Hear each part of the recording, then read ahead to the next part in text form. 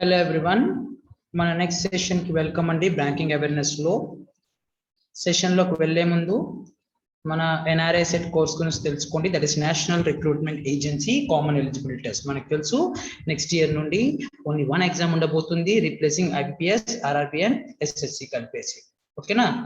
దీని యొక్క score card validity 3 years ఉంటుంది for next term of examinations కి.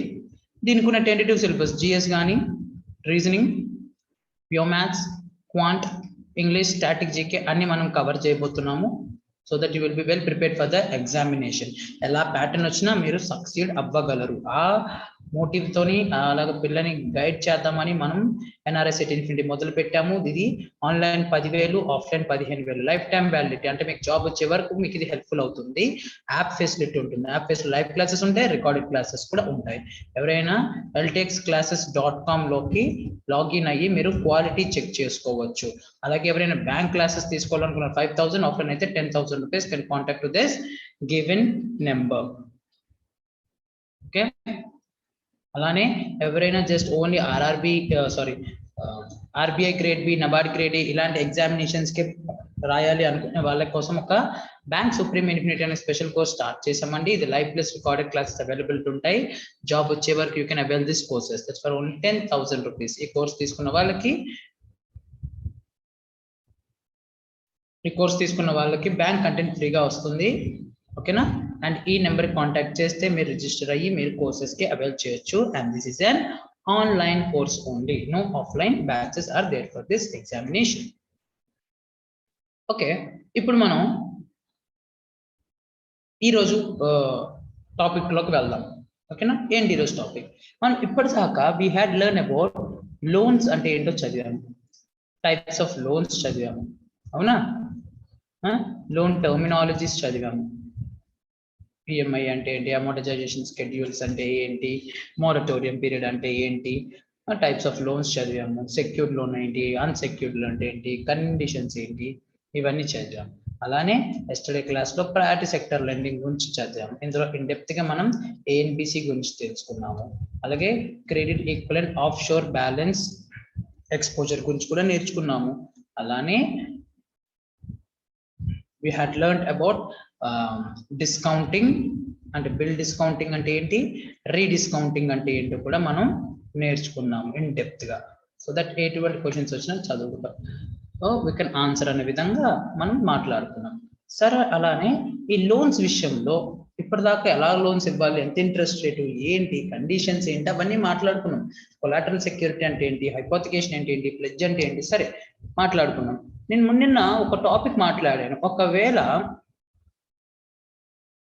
అసెట్ క్వాలిటీ మరీ ఎక్కువ అయిపోతే అండ్ డిఫాల్ట్ అయితే బ్యాంక్ మునిగిపోద్దని, అవునా? దివాలా చేస్తుందని. సో మరి దివాళా ఎప్పుడు చేస్తుంది, దాని గురించి మాట్లాడుతాం. అంటే బ్యాంక్ యొక్క లాసెస్ గురించి మాట్లాడతాం. And the today's topic is NPA and its resolution.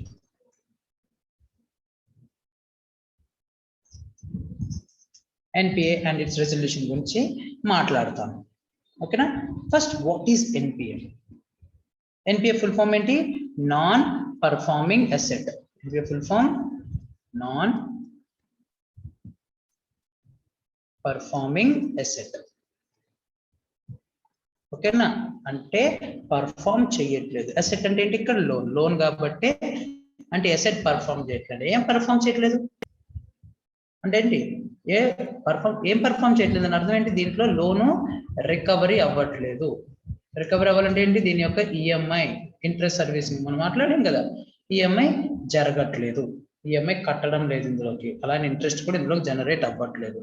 దీనివల్ల ఒకవేళ అసెట్ అంటే ఆస్తి మోస్ట్లీ లోను నాన్ పర్ఫార్మింగ్ అయింది అంటే బ్యాంక్ ఒక ఇన్కమ్ మీద సీజ్ అయినట్టే, అంటే అడ్డుకట్ట పడిపోయినట్టే, అవునా?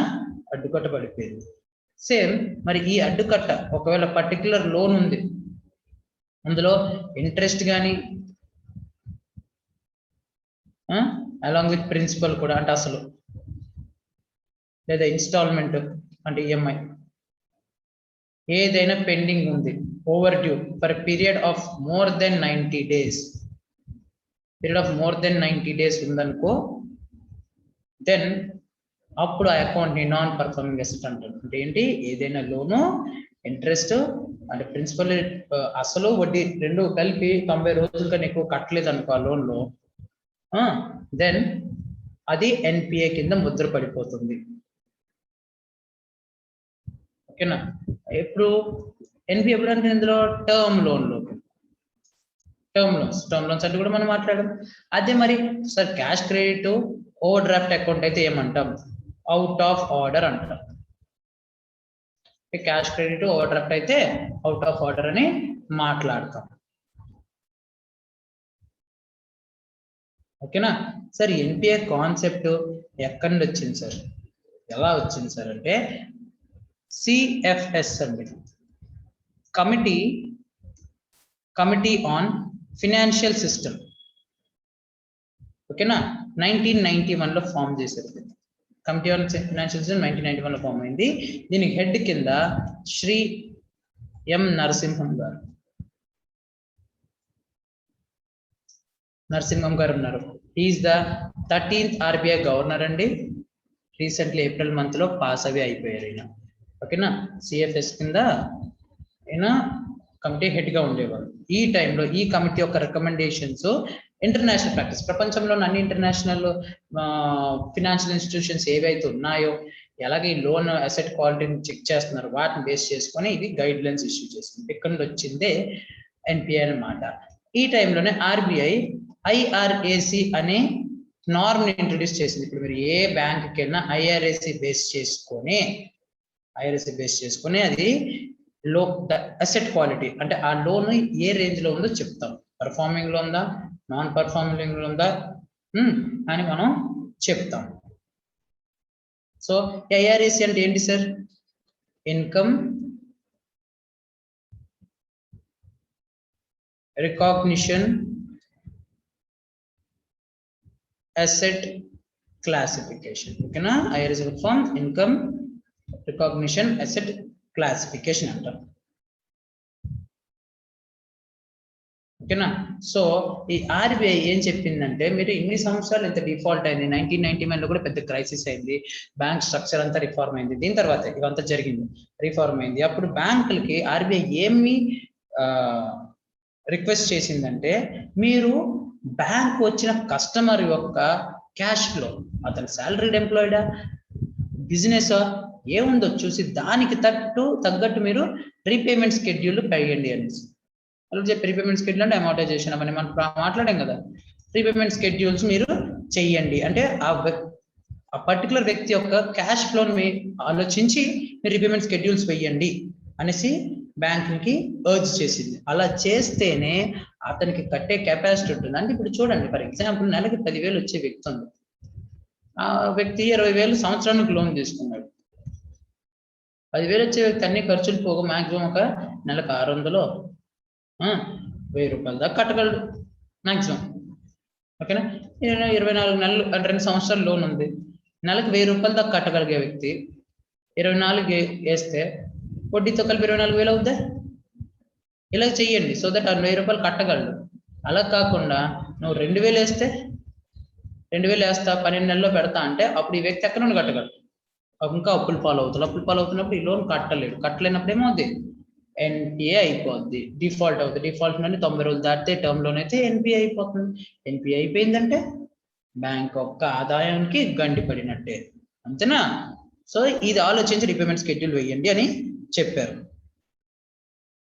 బ్యాంకులు ఇన్స్పైట్ అంటే ఎన్ని ప్రికాషన్స్ తీసుకున్నా, ఎంత కేర్ తీసుకున్నా ఎన్పిఎస్ మాత్రము రైజ్ అవుతూనే ఉన్నాయండి.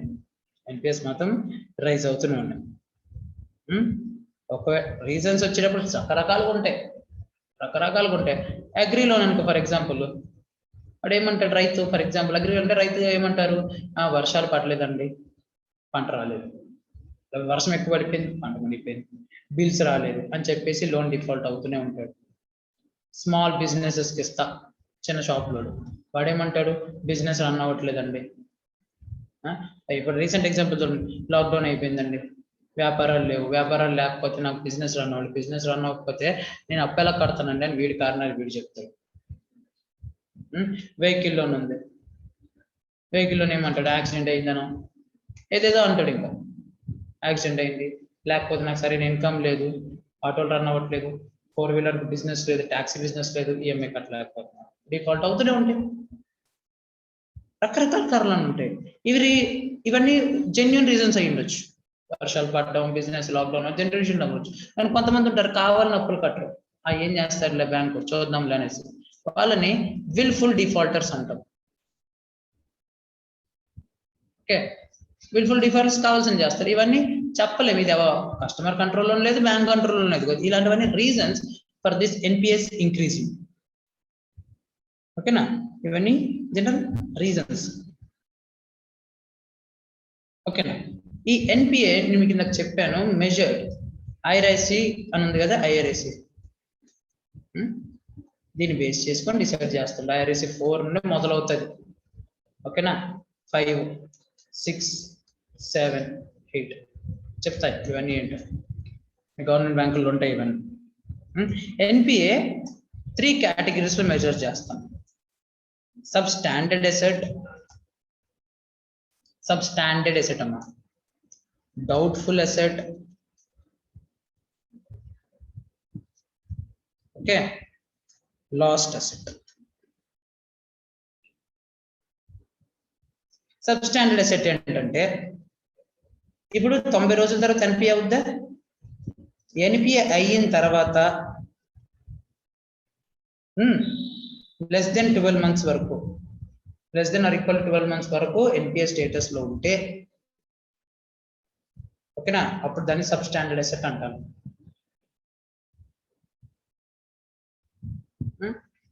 ఏదైనా అసెట్ 12 months దాటి ఉంది అంటే, మినిమం 12 months ఉంది, దాని డౌట్ఫుల్ అసెట్. ఏదైనా అసెట్ అంటే, అసెట్ అంటే ఇక్కడ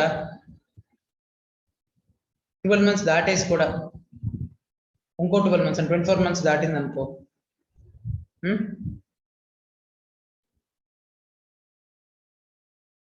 దాటింది అనుకోండి, అప్పుడు లాస్ట్ అసెట్ అంటాను. ఓకేనా, అప్పుడు లాస్ట్ అసెట్ అని నేను అంటాను.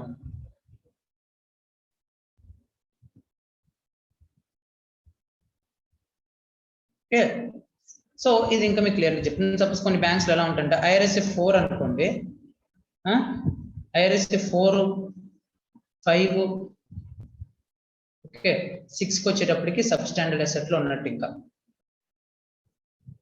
ఒకసారి 12 నెలలు కన్నా ఎక్కువ ఉండిపోయింది అనుకోండి, అది 7లోకి వెళ్తే డౌట్ఫుల్ అసెట్ వస్తుంది. 8 అంటే లాస్ట్ అసెట్. లాస్ట్ అసెట్ ఏంటంటే, ఇంక ఇది రికవరీ అవ్వదు, అయితే రైట్ ఆఫ్ చేసేసినట్టే. రైట్ ఆఫ్ అంటే అర్థం ఏంటి, కొట్టేసినాం బ్యాంక్స్ బుక్ నుండి, స్ట్రైక్ ఆఫ్. రిటర్న్ ఆఫ్ అంటే ఏంటి, బ్యాంక్స్ బుక్ నుండి స్ట్రైక్ చేసి పడేసాము, ఇంక ఇది లోన్ రికవరీ అవ్వదు, ఇంక లోన్ రికవరీ అవ్వదు అనేసి.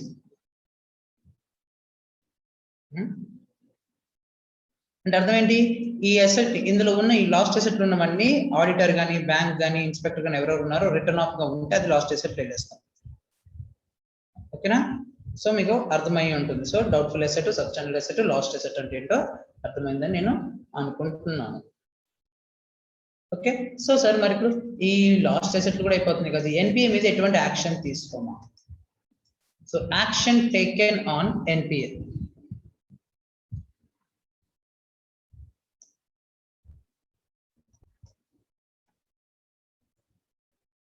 Action taken on non performing asset. ఏమేమి యాక్షన్స్ తీసుకుంటారు?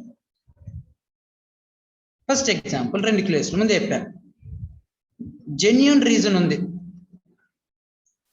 ఇందాక చెప్పా కదా రీజన్స్, లేకపోతే నాట్ జెన్యూన్ రీజన్ ఉంది. ఓకే, జెన్యూన్ రీజన్ ఉంది, నాట్ జెన్యూన్ రీజన్ కూడా ఉంది. జెన్యూన్ రీజన్లు అంటే ఎలాగా? ఒక జెన్యూన్ రీజన్ ఉందని చెప్పాను కదా, వరదలు వచ్చేసి, ముంచేసి, ఇలాంటివి ఏమైనా జరిగినాయి అనుకో, అప్పుడు బ్యాంక్ ఏం చేస్తుందంటే ఇంకో ఛాన్స్ ఇస్తుందండి, అంటే కట్టడానికి ఇంకో ఛాన్స్ ఇస్తుంది. నేను నీకు నీ రీజన్ వ్యాలిడ్ గా నమ్ముతున్నాను, సో నేను జెన్యూన్ రీజన్ కాబట్టి అప్రూవల్ తీసుకొని నీకు ఇంకో ఛాన్స్ ఇస్తాను, టైం ఇస్తాను ఇంకా కట్టుకోవడానికి అనేసి, లోన్ కట్టుకోవడానికి. సో అప్పుడు ఏం చేస్తాను, లోన్ నేను రీస్ట్రక్చరింగ్ చేస్తాను, రీస్ట్రక్చరింగ్ ఆఫ్ లోన్ చేస్తాను. రీపేమెంట్ పీరియడ్ని పెంచుతాను, కట్టే పీరియడ్ని పెంచుతాను. ఓకేనా, longer repayment period, moratorium period కూడా ఇస్తాను. మళ్ళీ ఏదైనా చేయొచ్చు, మోరటోరియం పీరియడ్ ఇస్తాను, రీపేమెంట్ పీరియడ్ పెంచుతాను, లేకపోతే రీస్ట్రక్చరింగ్ చేస్తాను, ఏదో ఒకటి చేస్తాను. లేదా అది క్లోజ్ చేయడానికి ఇంకా అడిషనల్ లోన్ ఇస్తాను, వేరే లోన్. లేదా ఇంట్రెస్ట్ రేట్ని కొద్దిగా తగ్గిస్తాను.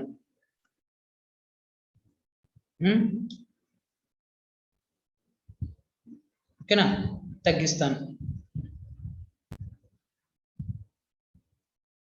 సారీ,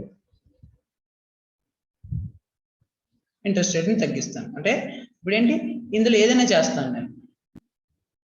సో మరి జెన్యూన్ రీజన్ అనిపించినప్పుడు నేను ఏదైనా చేస్తాను, ఏదైనా టైం పీరియడ్ అనిపిస్తాను, లేదా రీస్ట్రక్చరింగ్ అంటే ఏంటి సార్?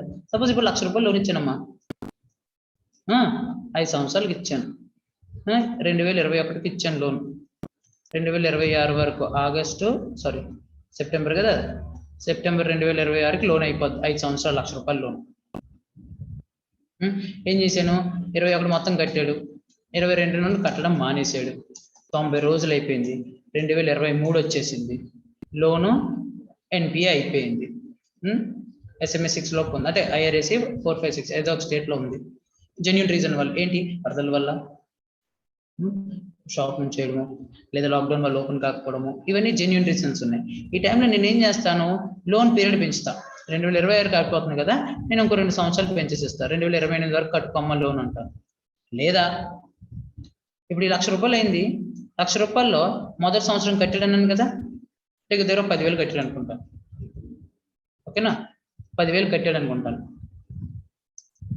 మరి వడ్డీ కూడా అంత అవుతుంది కదా, 9% వేసుకో. నేను చెప్పాను కదా, మనం ఆల్రెడీ ఇంట్రెస్ట్ రేట్స్ మాట్లాడాం కదా, ఏం చేయాలా, 9% వేసుకుందాం ఫర్ ఎగ్జాంపుల్.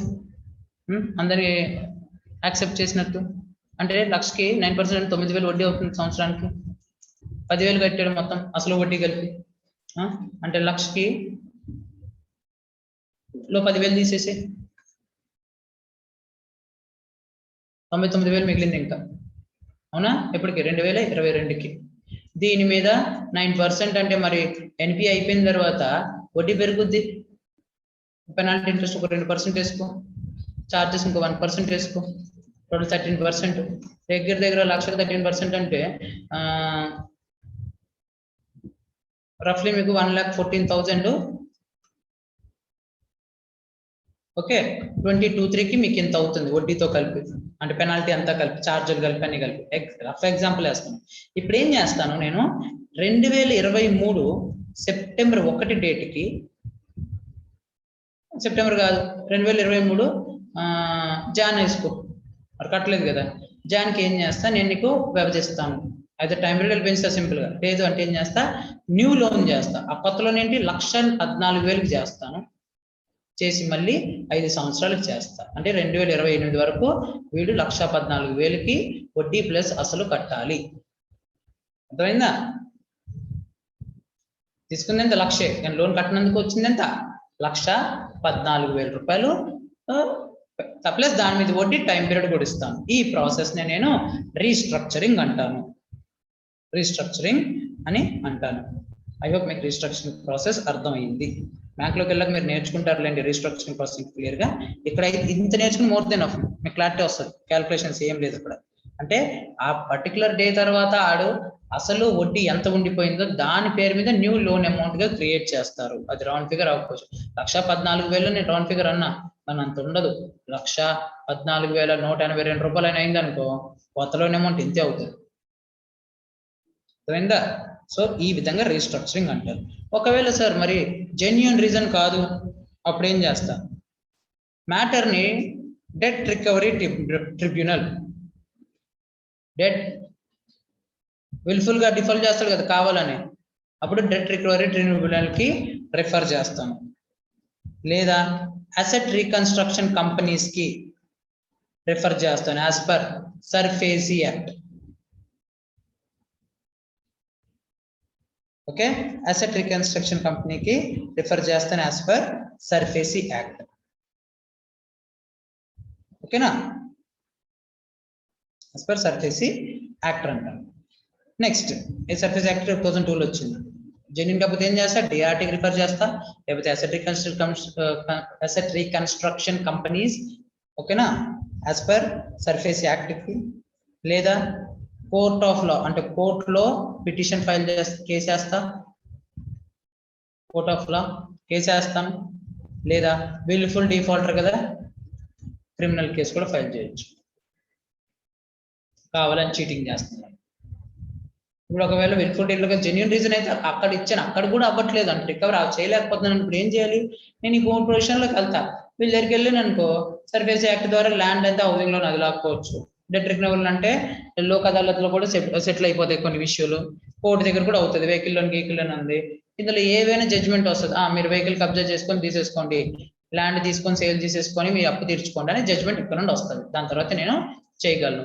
అది ఒకవేళ వెహికల్ లోన్ ఉందనుకో కోర్టులు గిట్ల వేయక్కర్లా, ఒక ఆప్షన్ నోటీస్ పంపిస్తాను అనుకో, రికవరీ నోటీస్ పంపిస్తాను, రికవరీ నోటీస్ అవ్వలేదు తర్వాత ఆప్షన్ నోటీస్ పంపిస్తాను, అప్పటికి కూడా రెస్పాన్స్ లేదంటే ఆప్షన్ చేస్తాను అంటే వేలం వేసేసి అమ్మేస్తాను, అమ్మేసిన తర్వాత లోన్ అమౌంట్ కన్నా ఎక్కువ డబ్బు వస్తే ఓకే, సపోజ్ 1,25,000 అప్పు ఉంది, అమ్మిన ఆ కార్ వాల్యూ వచ్చేసి పెండింగ్ వాల్యూ ఎప్పుడో 10 సంవత్సరాల క్రితం ఇచ్చా 80,000 1,25,000, కానీ ఆ కార్ వాల్యూ కూడా పడిపోతుంది కదా, అమ్మిన కార్ వాల్యూ వచ్చేసి 90,000 అనుకో, 90,000 అడ్జస్ట్ చేసి మిగతా 35,000 కస్టమర్కి ఇంకా కట్టాను వెనకాల పడతాం.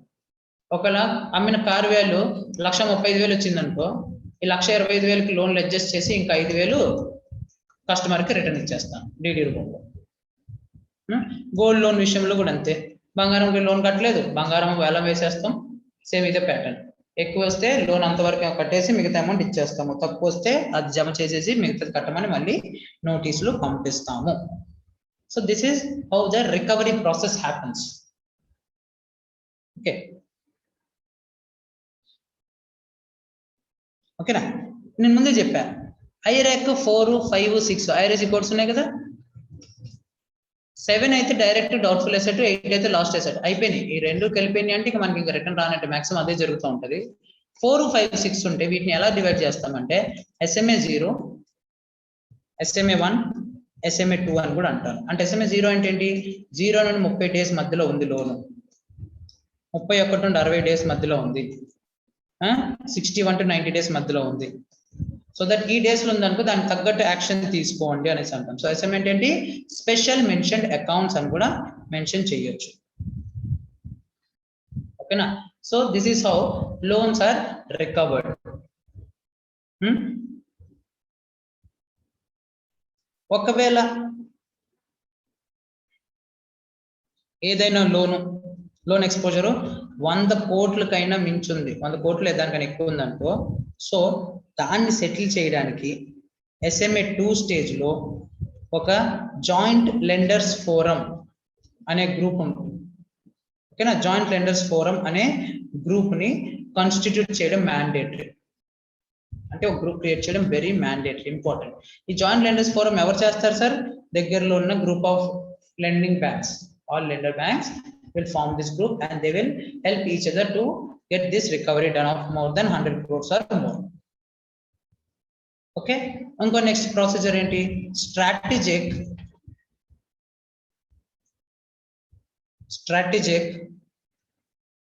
debt restructuring. Strategic debt restructuring. ఓకేనా, దీంట్లో ఏమంటామంటే డెట్ ని అంటే అప్పుని ఈక్విటీలో మార్చేస్తాం, అంటే కన్వర్ట్ చేస్తాం. దీనివల్ల ఏమవుతుంది, బ్యాంకు దీని యొక్క ఓనర్షిప్ ని తీసేసుకుంటుంది, ఓకేనా. సో దట్ కంపెనీ ఉంది, ఈ కంపెనీలకి అవుతుంది ఇదంతా, కంపెనీ ఉంది, ఈ కంపెనీ దగ్గర స్ట్రాటజిక్ డెట్ రీస్ట్రక్చరింగ్ ప్రాసెస్ లో బ్యాంక్ ఓనర్షిప్, ముందు కంపెనీ కదా ఓనర్, అప్పు తీయలేదు, స్ట్రాటజిక్ డెట్ రీస్ట్రక్చరింగ్ విషయం కేసులో ఈ కంపెనీ ఓనర్ మేనేజ్మెంట్ నుండి బ్యాంక్ లాగేసుకొని బ్యాంక్ ఓనర్షిప్ తీసుకుంటుంది, అది కూడా one kind of recovery process. Next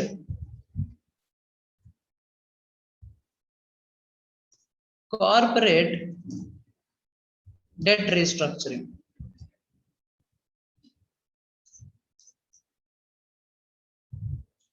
ఓకేనా, ఇది కూడా ఒక పార్ట్ ఆఫ్ రీస్ట్రక్చరింగ్ అండి బ్యాంక్స్ లో. ఇది 2001 ఆగస్ట్ లో ఆర్బీఐ ఇంప్లిమెంట్ చేసింది దీన్ని.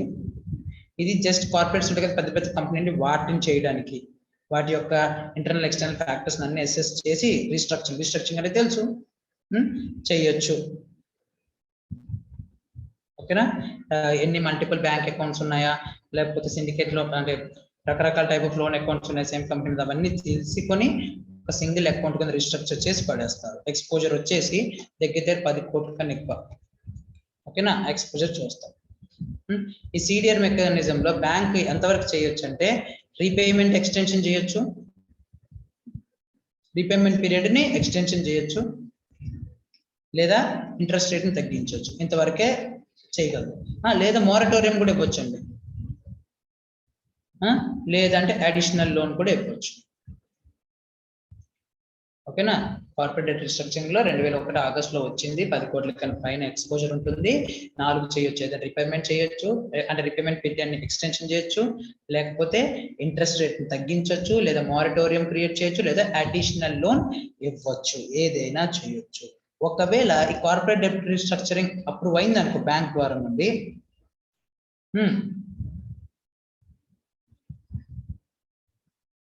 ఓకేనా, సిడిఆర్ ఇస్ అప్రూవ్. ఈ సిడిఆర్ ఎప్పుడు అప్రూవ్ అవుద్ది, సిడిఆర్ ఎప్పుడు అప్రూవ్ అవుద్ది, if at least 75% of the banks, అట్లీస్ట్ 75% of the banks by value of loan, ఓకేనా, by value of loan, and 60% by number agree to the proposal. ఓకేనా, వాల్యూ కింద 75% ఒప్పుకోవాలి, లేదా నెంబర్ లో 60% ఒప్పుకుంటే కార్పొరేట్ డెట్ రీస్ట్రక్చరింగ్ జరుగుద్ది. మనకి తెలిసిందే, మరి రీస్ట్రక్చర్ అయిపోయింది అనుకోండి, అది ఇంకా ఎన్పిఏలో ఉంటుందా, ఉండదు. ఎందుకు, నార్మల్ అకౌంట్ లాగా అయిపోతుంది కదా. సో ఎన్పిఏ బుక్ నుండి అవుట్ అయిపోతుంది.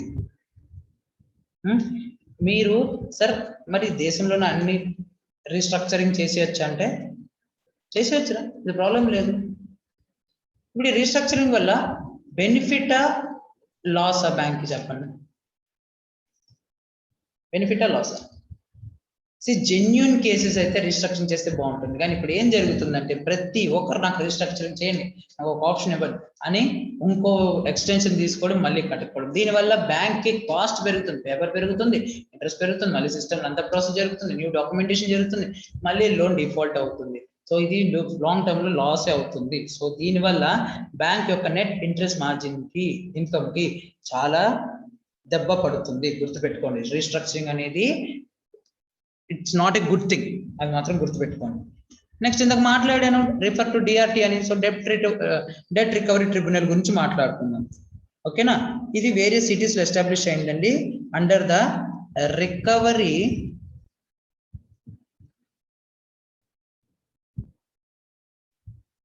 recovery of debts due to banks and financial institutions. గుర్తుపెట్టుకోండి. ఓకేనా, డిఆర్టీ ఎవరు స్టార్ట్ చేశారు అంటే recovery of debts due to banks and financial institutions, that is RDDBFI act. So ఈ చట్టం ప్రకారం డిఆర్టీ సెటప్ అయింది ఇన్ 1993. బ్యాంకులు కానీ ఫినాన్షియల్ ఇన్స్టిట్యూట్స్ కానీ ఈ డిఆర్టీ కంప్లైంట్ చేయొచ్చు ఎన్పిఏ రికవరీ కోసము, ఇండివిజువల్ పర్సన్ కానీ కంపెనీలు కానీ. ఈ యాక్ట్ ప్రకారం ఏ ఇష్యూ అయినా 6 నెలల్లో సెటిల్ అయిపోవాలి. గుర్తుపెట్టుకోండి, 6 months లో సెటిల్ అయిపోవాలి. డిఆర్టీ వల్ల సక్సెస్ రేట్ ఎంత ఉంది సార్ ఇప్పటిదాకా? 20 to 30%. ఎక్కువ సక్సెస్ రేట్ అయితే లేదండి, గుర్తుపెట్టుకోండి. 20 to 30% వరకే సక్సెస్ అవుతుంది. నెక్స్ట్ ఇంకోటి పోర్షన్ చెప్పాను, that is surface act. Asset reconstruction కంపెనీకి రిఫర్ చేస్తాం. Surface act 2002. ఇది ఎప్పుడు ఫామ్ అయింది? As per securitisation and reconstruction of financial assets and enforcement of security interest act 2002 ద్వారా ఫామ్ అయింది సర్ఫేసీ యాక్ట్. ఓకేనా, దీన్ని అంటాం. దీనివల్ల కోర్టు కోర్ట్ ఇంటర్వెన్షన్ లేకుండా ఎన్పిఎస్ రికవరీ చేయడానికి ఎన్పిఏ వెరీ హెల్ప్ఫుల్ అవుతుంది. డిఆర్టీ ముందే చెప్పే 20-30% వరకే చేయడం వల్ల దాని ఇన్ఎఫిషియన్సీని కవర్ చేయడానికి సర్ఫేసీ యాక్ట్ ని తీసుకొచ్చారు. సో సర్ఫేసీ యాక్ట్ వల్ల బ్యాంక్కి వచ్చిన లాభం ఏంటంటే దానికి ఒక పవర్ వచ్చేస్తుంది to cell the bad loans. అంటే బ్యాడ్ లోన్స్ ఏవేవి ఉన్నాయో వాటిని సెల్ చేయడానికి ఒక పవర్ వస్తుంది. ఈ సర్ఫేసీ యాక్ట్ వచ్చేటప్పటికి ఏవైనా లోన్ 1 lakh కంటే అబోవ్ ఉంటే సర్ఫేసీ యాక్ట్ కింద రిజిస్టర్ చేయొచ్చు. ఓకేనా. ఆర్బీఐ ఏం చేసింది, అసెట్ రీస్ట్రక్చరింగ్ కంపెనీకి లైసెన్స్లు ఇస్తుంది. ఓకేనా, లైసెన్స్లు ఇస్తుంది. అండ్ దీని ప్రకారం వచ్చింది asset reconstruction company India limited is the first ARC establish in India. Recently ఇదే ఫ్యాక్టర్ లో బ్యాడ్ బ్యాంక్ అని వచ్చిందండి. బ్యాడ్ బ్యాంక్ అంటే ఏంటి, ఇప్పుడు లోన్స్ పెద్ద పెద్ద లోన్స్ ఉంటాయి, ఆ లోన్స్ బ్యాంక్ రికవరీ చేయడానికి కష్టపడేటప్పుడు అసెట్ రిస్ట్రక్షన్ కంపెనీ అనేసి న్యూ బడ్జెట్ లో లాంచ్ చేశారు. దాని బ్యాడ్ బ్యాంక్ అంటాం. అంటే ఏంటి, ఆ లోన్ రికవరీ అవ్వవు, బ్యాంక్ ఎంప్లాయీ మీద ప్రెషరే. సో బ్యాంక్ ఎంప్లాయీ రికవరీ చేయడానికి కూర్చుంటే మిగతా పనులు జరగవు. సో ఈ బ్యాడ్ బ్యాంక్ చేసే పని ఏంటంటే, ఇప్పుడు 20 crore ఆఫ్ లోన్ ఉంది ఎస్బీఐలో, అది డిఫాల్ట్ అయింది. డిఫాల్ట్ అయితే ఏం చేస్తుంది, బ్యాడ్ బ్యాంక్ ఎస్బీఐ నుండి 20 crore లోన్ బై చేసుకుంటుంది. బై ఎలా చేస్తుంది అంటే, మరి లాభం ఏంటి సార్ అంటే, 20 crore ఆఫ్ లోన్లకి ఇది ఇంకా దగ్గరలో రైట్ ఆఫ్ వచ్చేస్తుంది. అంటే లాస్ట్ అసెట్ లోకి వచ్చేస్తుంది, లేకపోతే డౌట్ఫుల్ లాస్ట్ అసెట్ కి వచ్చేస్తుంది. మరి మొత్తం పోయినట్టు కదా. అలా పోకుండా ఉండడానికి బ్యాడ్ బ్యాంక్ ఏం చేస్తుంది, 16 crore అమ్మేస్తుంది ఎస్బీఐ. 20 crore పోగొట్టుకోవడం, 4 crore పోగొట్టుకోవడం పెద్ద ప్రాబ్లం లేదు కదా. 4 crore వడ్డీ అయ్యి ఉంటుంది. సో వడ్డీ వదులుకున్నట్టు ఎస్బీఐ సేఫ్ గా ఫీల్ అవుతుంది. మరి ఈ అప్పును కొనుక్కొని బ్యాడ్ బ్యాంక్ ఏం చేస్తుంది సార్, ఈ బ్యాంక్ 16 crore అసలు అమౌంట్ 20 crore వసూలి స్టార్ట్ చేస్తుంది. ప్రైవేట్ ఏజెన్సీని క్రియేట్ చేస్తుంది, ప్రెషర్ క్రియేట్ చేసి it will recover the amount. చిన్నవి కాదు, హయ్యర్ అమౌంట్ కే బ్యాడ్ బ్యాంక్ ఉంటుంది. ఈ బ్యాడ్ బ్యాంక్ మీద నేను ఒక వీడియో చేశాను. మీ బ్యాంకింగ్ అవేర్నెస్ ఇంతవరకు చాలు, ఇంతవరకు నేర్చుకుంటాను. సపరేట్ వీడియో ఉంటుంది, మీరు చూడండి. ఓకేనా, fine. So this is about SARFAESI act. Surface act కూడా అవ్వలేదు, సెటిల్ అవ్వట్లేదు. కోర్టుకి వెళ్ళి కేసు ఫైల్ చేయి అంటే విల్ఫుల్ డివోట్ అంటే ఏం చేస్తాను, క్రిమినల్ కేసు పెడతానని చెప్పాను కదా. కోర్టుకి వెళ్తాను, క్రిమినల్ కేసు వేస్తాను, కోర్టు జడ్జిమెంట్ వస్తే దాన్ని బట్టి ఏం చేయమంటారో అలా చేస్తాను. ఒకవేళ పెటిషన్స్ ఫైల్ అయినవన్నీ చెక్ చేసి బారోవర్ లో ఫైల్ చేయలేదు, కోర్టు చెప్పినట్టు లోన్ ఫైల్ చేయకపోతే, as per companies act loan clear చేయకపోతే ఒక కాంపిటీటర్ అథారిటీ ఏం చేస్తుంది, ఒక అఫీషియల్ లిక్విడేటర్ ని క్రియేట్ చేస్తుంది. అఫీషియల్ లిక్విడేటర్ ఏంటంటే ఎవరైతే ఆ అసెట్ ని లిక్విడేట్ చేసి అంటే అమ్మేసి డబ్బులు చేస్తారో వాళ్ళని అఫీషియల్ లిక్విడేటరీ అంటారు. ఓకేనా, కాంపిటీటర్ అథారిటీ అపాయింట్ చేసి వీళ్ళు వెళ్ళి లోన్ అసెట్స్ అమ్మేసి బ్యాంక్ కి ఇస్తారు. అండ్ కోర్ట్ అనేది మనకు తెలిసే long process. And mostly bank satisfaction results ఎప్పుడు రాలేదు. సో ఇది కూడా ఇష్యూనే. సో ఇంత ఇష్యూస్ బ్యాంక్ ఉండేటప్పుడు లోన్లు ఎప్పుడు రికవరీ చెప్పండి. అందుకే మన ఎన్పిఏ పెరుగుతూనే ఉంది. అర్థమైంది ఇప్పుడు కారణం. సో ఈ టైంలో వచ్చేది బ్యాంకులు వీటన్నిటిని తట్టుకోవడానికి 1 time సెటిల్మెంట్ ఓటీఎస్ స్కీమ్ తీసుకొస్తుంది. అంటే ఏంటి, అరే ఒకసారి డబ్బులు కట్టారా బాబు, నీది 1,14,000 అప్పు ఉంది కదా, అంత నువ్వు కట్టలేవు కదా, నేను ఏం చేస్తాను, కొద్దిగా తగ్గిస్తాను, 1,14,000 అయితే నీకు ఇచ్చిన లోన్ అయితే 1,00,000 ఇచ్చాను కదా, అంత కట్టారా, నాకు ఇంట్రెస్ట్ వద్దు ఏమొద్దు అని చెప్పి మనం కోర్టు వద్దు, చెత్త వద్దు, పోలీస్ గొడవ వద్దు, ఇది కట్టేసి లోన్ క్లోజ్ చేసేస్తే క్లియరెన్స్ ఇచ్చేస్తా అంటాం. దాన్నే 1 time సెటిల్మెంట్ స్కీమ్ అంటాం. అది బ్యాంక్ ఫాలో అవుతుంది. ఆ విధంగా కొద్దిగా ఎన్పిఏ తగ్గించుకోవడానికి ట్రై చేస్తుంది. సో మీకు అర్థమై ఉంటుంది ఎన్పిఏ అండ్ ఇట్స్ రెజల్యూషన్స్. ఓకేనా. So this is for today session. Thank you.